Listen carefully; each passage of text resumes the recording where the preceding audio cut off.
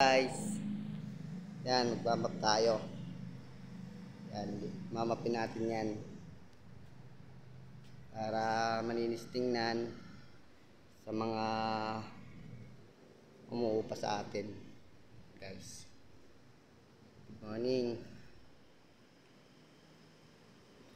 Tiyaga lang tayo sa pagtatrabaho.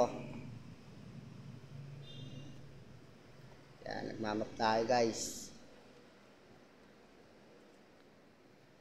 Kasi ang aking work guys,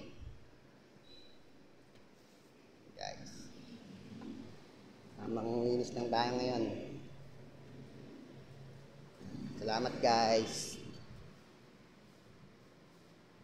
sa mga nakaka-relate nito.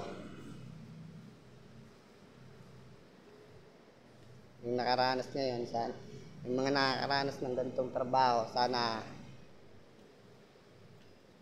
sa marangal naman ang ating